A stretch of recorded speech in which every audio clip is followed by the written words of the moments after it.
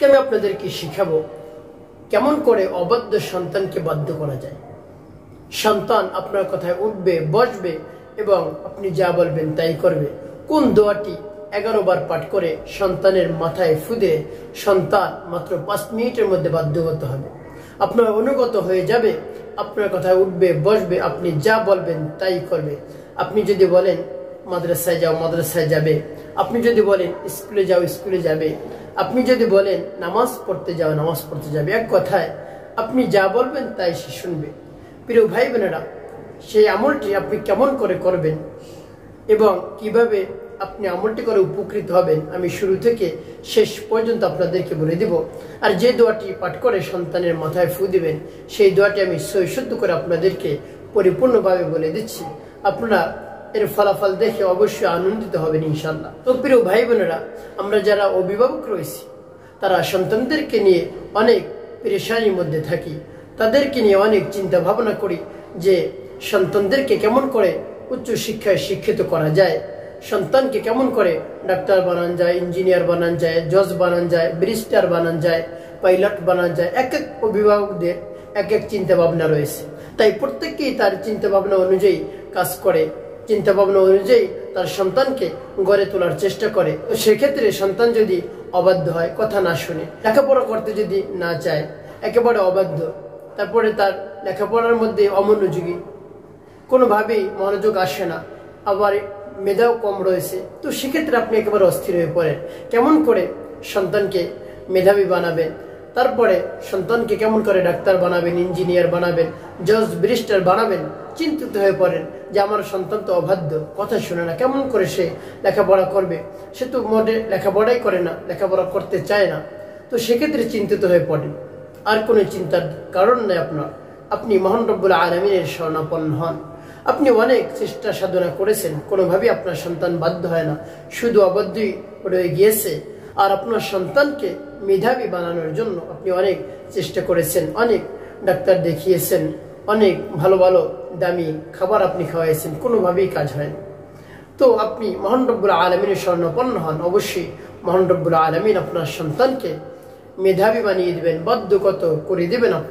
আপনি যা বলবেন তাই শুনবে, আপনার অবাধ্য হবে না ইনশাআল্লাহ। তো প্রিয় ভাই বোনেরা, আমি যেভাবে আমলটি করার কথা বলবো সেই নিয়মে যদি আপনি পরিপূর্ণ বিশ্বাস এবং আস্থা রেখে আমলটি করতে পারেন, অবশ্যই আপনার সন্তান মেধাবী হবে ইনশাআল্লাহ এবং বাধ্যগত হবে। আপনার আর অবাধ্য হবে না, আপনার কথার বাইরে সে চলবে না, আপনি যা বলবেন তাই সে শুনবে, তাই সে করবে ইনশাআল্লাহ। তো প্রিয় ভাই বোনেরা, সেই আমলটি করতে আপনার বেশি সময় লাগবে না, অল্প কিছু সময় নিয়ে তারপরে আপনি এই আমলটি করা শুরু করে দিন। আর আপনার যে সন্তান রয়েছে সন্তানকে আপনি সামনে রাখুন, তারপরে আমলটি শুরু করে দিবেন। যখন আপনি আমলটি করবেন, আমলটি করার ইচ্ছা করবেন, এর পূর্বে আপনাকে কি করতে হবে? আপনাকে উত্তম রূপে ওযু করতে হবে। উত্তম রূপে ওযু করে পবিত্রতা অর্জন করে পবিত্র স্থানে আপনি বসবেন আর সামনে আপনার সন্তানকে রাখবেন, বসিয়ে রাখবেন। তারপরে একটি নির্জন জায়গায় আপনি বসবেন, নির্জন রুমে, যেন আপনাদের দুজনকে কেউ ডিস্টার্ব না করে, কেউ ডাকাডাকি না করে। আপনিও আমল চলাকালীন অবস্থায় কারোর সাথে কথা বলবেন না, তাহলে আমলের মনোযোগ দূর হয়ে যায়, চলে যায়। আর দুনিয়ার যত ধরনের চিন্তা ভাবনা রয়েছে সব দূর করে দিবেন, শুধু আমলের দিকে মনোনিবেশ করবেন। তারপরে আপনি আমল শুরু করে দিবেন। এভাবে বসে সর্বপ্রথম কি পাঠ করবেন? আপনার জীবনের সমস্ত গুনার কথা স্মরণ করে ক্ষমা প্রার্থনা করবেন। আস্তাগফিরুল্লাহ রাব্বি মিন কুল্লি যামবিন ওয়া আতুবু ইলাইহি লা হাওলা ওয়ালা কুওয়াতা ইল্লা বিল্লাহিল আলিয়্যিল আযীম। এভাবে 3 বার আপনি ইস্তিগফার পাঠ করবেন। তারপরে নবীজি সাল্লাল্লাহু আলাইহি ওয়াসাল্লামের মুহাব্বত নিয়ে, ভালোবাসা নিয়ে 3 বার দুরূদ শরীফ পাঠ করবেন। সাল্লাল্লাহু আলাইহি ওয়াসাল্লাম, সাল্লাল্লাহু আলাইহি ওয়াসাল্লাম, সাল্লাল্লাহু আলাইহি ওয়াসাল্লাম। এভাবে যখন ইস্তিগফার দুরূদ শরীফ পাঠ করা হয়ে যাবে, আপনার সন্তানের মাথায় ফু দেওয়ার দরকার নেই। তারপরে আমার দেখানো নিয়ম অনুযায়ী সেই দোয়াটি পাঠ করবেন। আর যখন সেই দোয়াটি পাঠ করবেন তখন মনে মনে চিন্তা করবেন এবং ভাববেন কোন উদ্দেশ্যের জন্য আপনি আমলটি করতেছেন, এবং মহান রব্বুল আলামিনের কাছে দোয়া করবেন মনে মনে, হে আল্লাহ, আমার সন্তানকে এই আমলের বরকতে মেধাবী বানিয়ে দেন। আমার সন্তান অবাধ্য, আমার সন্তানকে বাধ্যগত সন্তান হিসেবে আপনি কবুল করে নিন। আমার সন্তান যেন লেখাপড়া বেশি বেশি পারে, ভালো ভালো রেজাল্ট আমাকে উপহার দিতে পারে।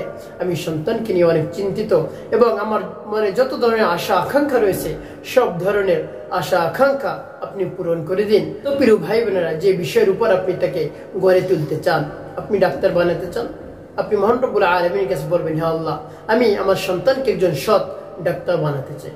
আপনি যদি জজ বানাতে চান, তখন মনে মনে নিয়ত করবেন, হে আল্লাহ, আমার সন্তানকে একজন সৎ জজ বানাতে চাই। বা ইঞ্জিনিয়ার বানাতে চাইলে, হে আল্লাহ, আমার সন্তানকে আমি সৎ একজন ইঞ্জিনিয়ার বানাতে চাই। এভাবে যে বিষয়ে আপনি আপনার সন্তানকে বানানোর ইচ্ছা করবেন এবং আপনার মনে যে চাহিদা, সেই চাহিদা অনুযায়ী আপনি মহান রব্বুল আলামিনের কাছে বলবেন। এমনটা হতে পারে না আপনার সন্তানকে সব বানাবেন, ডাক্তার বানাবেন, ইঞ্জিনিয়ারও বানাবেন, জজ বানাবেন, পাইলট বানাবেন, সেটা হতে পারে না। যে কোনো একটি বিষয়ের উপর তাকে পড়াতে হবে, অভিজ্ঞতা অর্জন করাতে হবে তাকে, তাহলে সে যে কোনো একটি বিষয় নিয়ে লেখাপড়া করবে। তো যে বিষয়ে সে লেখাপড়া করে সেই বিষয়ের কথা মহান রব্বুল আলামিনের কাছে খুলে বলবেন। অবশ্যই মহান রব্বুল আলামিন আপনার মনের সব ধরনের আশা আকাঙ্ক্ষা পূরণ করে দেবেন, যদি পরিপূর্ণ ইয়াকিন এবং বিশ্বাস রেখে এই আমলটি করতে পারেন। আর মনে মনে যদি আপনার সন্দেহ থাকে যে আমলটি করলাম, কাজ হবে কি হবে না, এভাবে যদি আপনার মনের মধ্যে থাকে সন্দেহ, তাহলে আপনি উপকৃত হতেও পারেন, নাও হতে পারেন। আর যদি পরিপূর্ণ বিশ্বাসের সাথে আপনি করেন, মাত্র 5 মিনিট সময় আপনি ব্যয় করুন, অবশ্যই আপনার সন্তান বাধ্য হবে ইনশাআল্লাহ। আপনার অবাধ্য সন্তান বাধ্য করে দেবেন মহান রব্বুল আলামিন, তারপর মেধাবী বানিয়ে দিবেন, শ্রেষ্ঠ মেধাবী মহান রব্বুল আলামিন আপনার সন্তানকে বানিয়ে দিবেন। আর সেই দোয়াটি কি আমি আপনাদেরকে বলে দিচ্ছি, একেবারে সহজে আপনি মুখস্থ করতে পারবেন। আমাদের অনেকের জানা রয়েছে এই দোয়াটি, কোনো কঠিন দোয়া না। আমার সাথে সাথে আপনি পড়েন, আপনি যদি উচ্চারণ করতে না পারেন আমার সাথে বলে বলে তারপরে আপনি ফুদেন সন্তানের মাথায়, কোনো সমস্যা নেই। আপনি সেই দোয়াটি মুখস্থ করার চেষ্টা করেন, যতক্ষণ না পারবেন আমার সাথে আপনি পড়ে পড়ে তারপর আপনি ফুদেন, তাতে হবে ইনশাআল্লাহ। তো প্রিয় ভাই বোনেরা, সেই দোয়াটি আমি আপনাদেরকে বলে দিচ্ছি। যেমন বিসমিল্লাহির রহমানির রহিম, সুবহানাল্লাহি والحمد لله ولا إله إلا الله والله أكبر سبحان الله وبحمده سبحان الله والحمد لله ولا إله إلا الله والله أكبر সুবহানাল্লাহি ওয়া বিহামদি।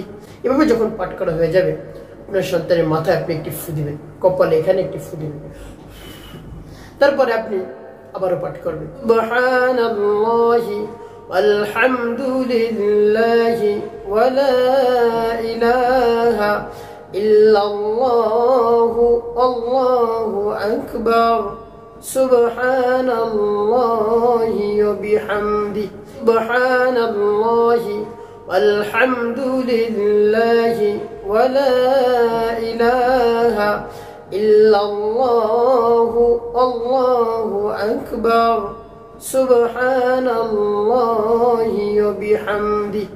করে শেষে আবার একটু ফু দিবেন, তারপর আপনি মনে দরদ নিয়ে আবার পাঠ করবেন সুবহানাল্লাহি আলহামদুলিল্লাহি ওয়া লা ইলাহা ইল্লাল্লাহু আল্লাহু আকবার সুবহানাল্লাহি ওয়া বিহামদিহি সুবহানাল্লাহি আলহামদুলিল্লাহি ওয়া লা ইলাহা ইল্লাল্লাহু আল্লাহু আকবার সুবহানাল্লাহি ওয়া বিহামদিহি। পাঠ করা শেষ আবার একটু ফু দিবেন। তো প্রিয় ভাই বোনেরা, এখন বলতে পারেন, হুজুর, আমার সন্তান যদি কাছে না থাকে, দূরে থাকে, তাহলে কি আমি আমলটি করতে পারবো? হ্যাঁ, করতে পারবেন, কোনো সমস্যা নেই। যখন আপনি আমলটি করবেন তখন সন্তানের কথা মনে মনে স্মরণ করবেন, সন্তানের চেহারা আপনার চোখের সামনে বসাবেন, চোখ বন্ধ করে আপনি আমলটি করবেন এবং মহান রব্বুল আলামিনের কাছে এভাবে বলবেন, তারপরে সেই দোয়াটি পাঠ করবেন। অবশ্যই তাতেও কাজ হবে ইনশাআল্লাহ। প্রিয় ভাই বোনেরা, এভাবে কতবার দোয়াটি পাঠ করবেন? 11 বার। 11 বার পাঠ করে আপনি 11টি ফুই সন্তানের মাথায় আপনি দিবেন। তারপরে কি করবেন? নবীজি সাল্লাল্লাহু আলাইহি সাল্লামের মুহাব্বত নিয়ে ভালোবাসা নিয়ে আপনি 7 বার দুরূদ ইব্রাহিম পাঠ করবেন, একবারও কম পাঠ করবেন না, 7 বার গুনে গুনে দুরূদ ইব্রাহিম আপনি পাঠ করবেন।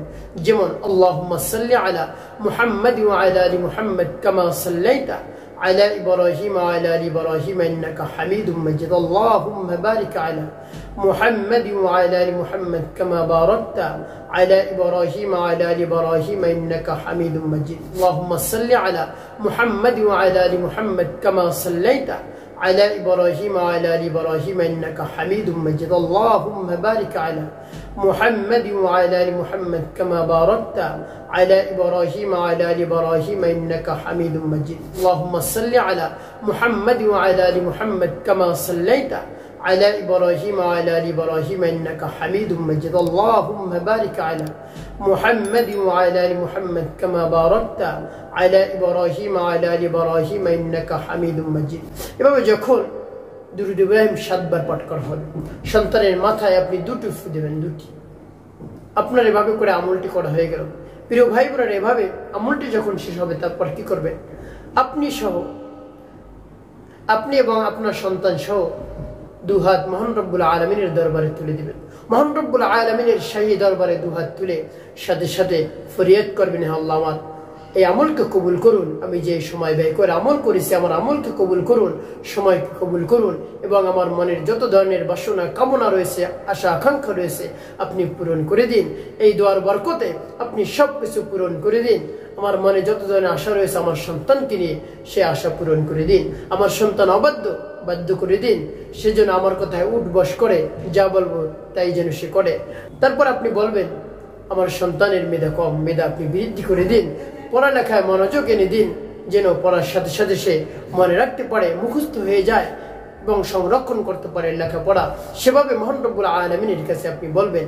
অবশ্যই মহান রব্বুল আলামিন আপনার সব ধরনের ফরিয়াদ কবুল করে নেবেন, আপনার মনের সব ধরনের আশা আকাঙ্ক্ষা পূরণ করে দিবেন, যদি মহান রব্বুল আলামিনের উপর পূর্ণ বিশ্বাস এবং আস্থা রেখে আমলটি করতে পারেন।